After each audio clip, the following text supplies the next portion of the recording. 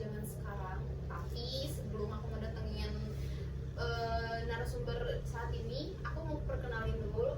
Nama aku Erkasia Fauzia Ulia. Di sini aku sebagai host dari podcast Krat. Yuk, tanpa basa-basi, kalian pasti penasaran kan siapa narasumber yang bakalan ada di samping aku. Kita panggil aja Tiara.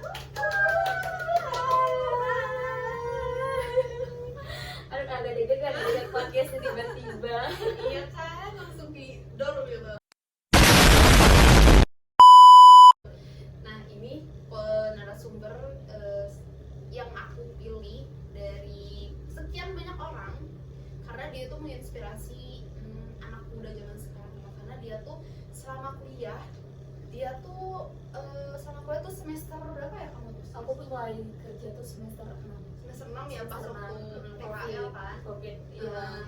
PKL juga. Ya, dia tuh kerja sambil kuliah dan dan ning. Dan dia juga bisa ngebagi waktu antara kuliah dan pekerjaan. Dan kita tanya-tanya aja ya, awal dia masuk ke ranah pekerjaan dan bisa sambil kuliah gitu. Oke. Coba ceritain. Oke, sebelumnya nih aku mau makasih banget gitu loh, kayak wow, dipanggil sebagai orang yang bisa memotivasi. Kayaknya masih banyak gitu loh yang layak daripada aku yang di sini sekarang, tapi nggak apa-apa.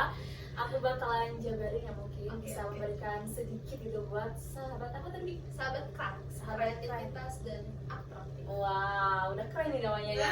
Oke. Jadi sebelum itu aku tuh awalnya tuh emang aktif di organisasi di kampus. Otomatis mungkin relasi yang kita punya itu cukup banyak juga. Karena kebetulan aku juga menjabat sebagai humas waktu itu. Nah, setelah itu di kampus sendiri kebetulan mungkin Bapak rektornya yang membuka lowongan, dan di sana juga ada orang yang sudah tahu aku orangnya kayak gimana, jadi dia langsung kayak menawarkan mau nggak kerja di sini gitu. Tapi dia juga nggak sembarang orang yang dia pilih, kayak orang yang memang bisa dipercaya. Jadinya kalau misalkan kita branding diri harus bisa menjadi orang yang terlihat dipercaya gitu buat orang lain. Iya, gitu. Ya otomatis kalau misalkan kesempatannya nggak bisa buat ditolak. Iya bener. Kapan lagi kan? Iya, apalagi kerjanya di kampus sendiri kan. Nah, itu dia yang menjadi pertimbangan aku mau bekerja di sana, menerima kerja di sana, yaitu dia karena bisa meluangkan waktu buat kuliah sambil kerja. Di sisi lain kan kalau misalkan kita kerja di tempat lain mungkin ada ongkosnya, terus misalkan kadang tempat kita kerja nggak ngerti waktu kita kerja, sedangkan kalau di sana kan kayak mereka kan di lingkup itu, jadi kayak oh paham kalau dia nggak ada karena kerja. Nah kayak gitu. Terus benefit apa sih yang kamu ambil gitu selama kamu kerja di PTV itu? Banyak banget sih, terutama perkembangan skill aku sendiri. Yang pertama aku tuh di sana nge-job itu pekerjaan sebagai menulis copywriter. Oke. Nah biasanya aku nulis berita, terus lama-lama aku juga diajak buat liputan ke lapangan langsung. Itu kayak wow, sesuatu yang luar biasa. Ternyata ya di lapangan itu tidak semudah itu, tidak seenak itu, banyak sekali tolakan, banyak sekali waktu menunggu yang terbuang gitu ya ternyata. Nah setelah itu diajak lagi untuk lebih menaikkan skill aku juga tentunya, yaitu jadi penyiar atau news anchor dari berita. Siapa coba yang kagak mau tampil di TV, karena dari dulu aku seneng banget sama penyiar. Aku suka banget. Jadi dari kecil, ketika orang lain mungkin anak kecil suka nonton animasi, kartun, aku malah seneng ngeliat orang baca berita. Wow, keren banget gak?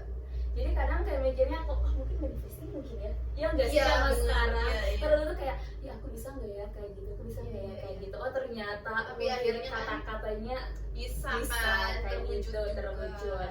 Nah setelah itu kayak aku juga diajak berkembang buat kayak jadi host. Misalkan kamu mau nggak jadi host kesehatan, terus apalagi host musik, kan itu pembawaan diri kita ya beda-beda. Ketika kita jadi host kesehatan mungkin kita kayak lagi wah harus mengetahui basic kesehatan juga. Ketika kita mau membawakan musik mungkin kita akan lebih seru, have fun, terus kita juga harus bisa tahu lah misalkan lagu ini tuh maknanya apa aja. Nah kayak gitu, terus kayak jadi setiap kita membawakan acara pembawaan diri kita juga beda-beda.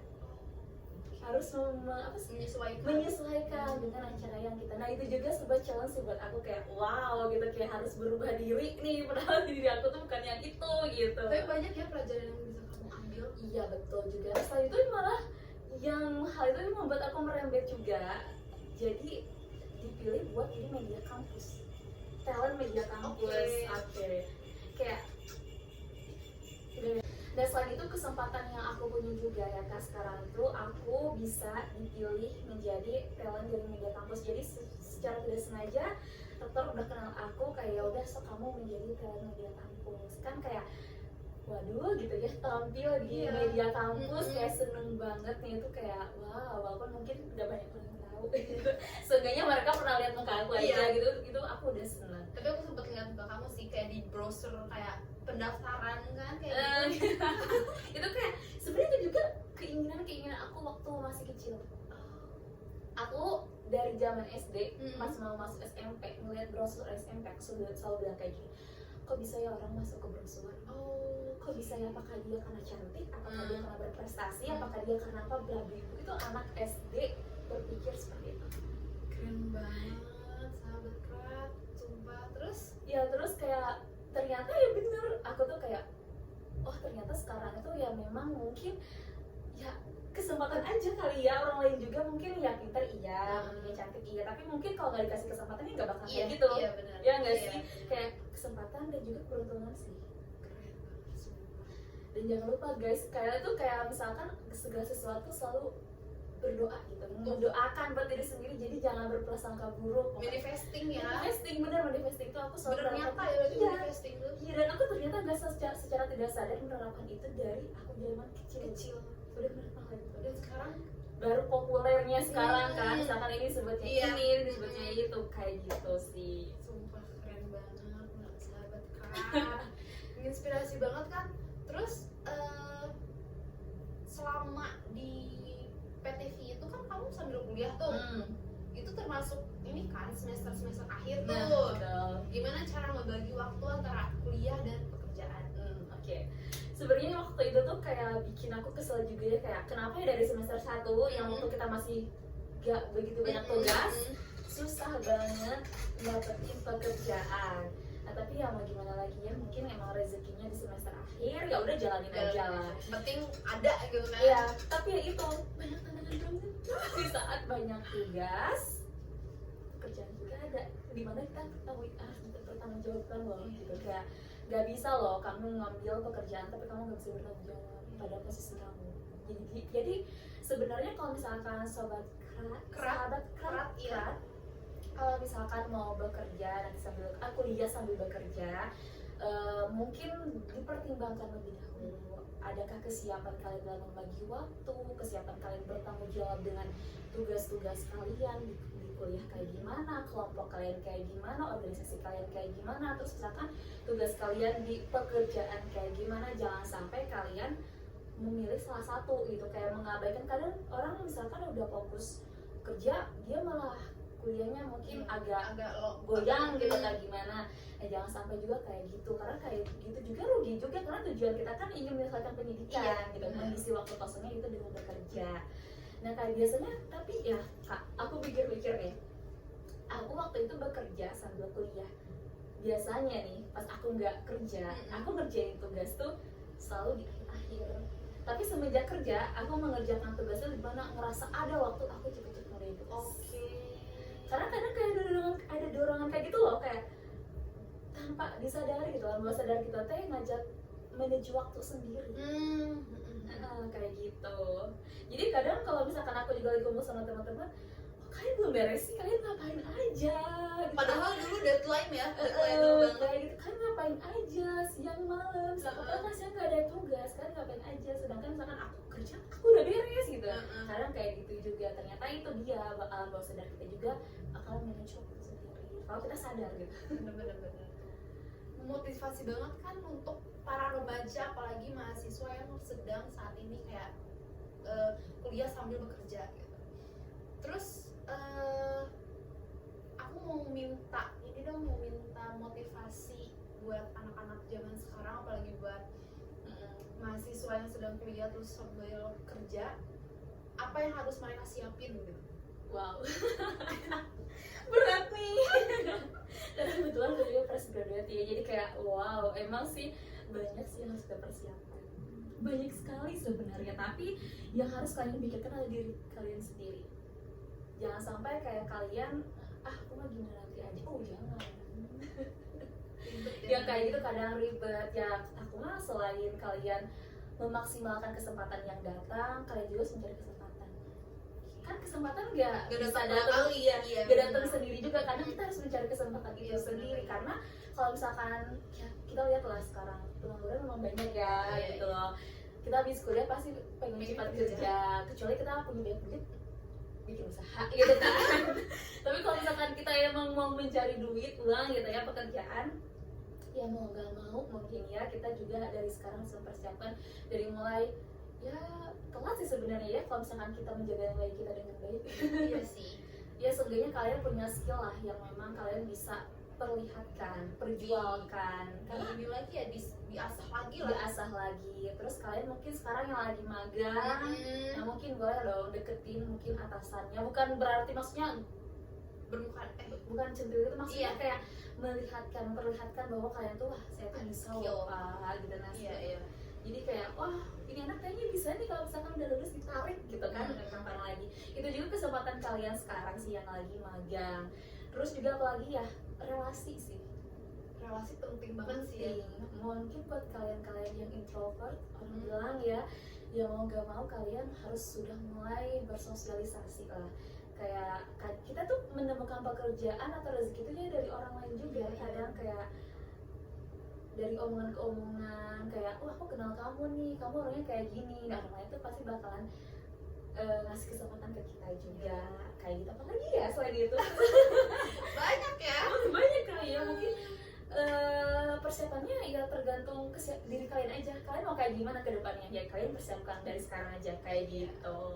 Terus banyak pengalaman juga kan, ke depannya juga bagus buat kalian kerja nanti setelah lulus gitu kan. Pasti para HRD juga kan pasti mencari pengalaman kan. Iya pasti. Makanya dari sekarang kalian yang masih kuliah dan pengen sambil kerja, banyak-banyaklah pengalaman ya seperti kakak Tiara ini. Walaupun agak bikin butuh apa sih namanya healing gitu.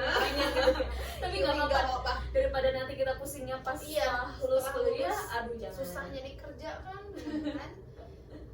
Nah sekarang kan Kak Tiara tuh lagi nunggu wisuda kan. Nah, terus sekarang kegiatan Kak Tiara tuh sekarang seperti apa? Oke. Nah karena kebetulan aku ngerasa kemarin wah aku kurang main nih sama teman-teman. Kan kadang kayak ada jiwa muda yang keluar juga ya di saat teman-teman bisa main bebas, aku nggak bisa. Terus aku kayak nerapin ke diri aku, oke, kita nikmati waktu itu sekarang sampai wisuda gitu. Tapi aku juga masih freelance, kayak kalau misalkan ada job host atau apa aku selalu ngambil. Jadi masih ngisi freelance tapi ya sambil menikmati waktu terakhir sama teman-teman gitu. Hari-hari terakhir mau wisuda kan pasti. Nah itu udah pada punya kehidupan masing-masing. Ya makanya aku tuh kemarin udah menerapkan kayak gitu, yuk kita sekarang istirahat tapi sambil kerja gitu. Tapi yang full yang kemarin kerjanya kayak gitu. Prinsip diri sih ya sebenarnya, prinsip diri tapi sambil mencari kerja yang lain. Tetap cuan. Kalau udah kena cuan sih sebenarnya kita bakalan seneng tau. Iya. Capek juga nggak apa-apa kalau dibayar. Iya bener banget. Terus pengalaman juga kan pasti. Capek kalau udah momen oh nggak apa-apa capek juga. Nah, pokoknya sahabat krat kalau udah nerima uang tuh kayak aduh beda banget, langsung bikin tubuh kita tuh yang tadinya jompo langsung bersemangat, bergelora gitu kan. Mungkin udah kali ya. Bisa jadi sih kayaknya nggak karena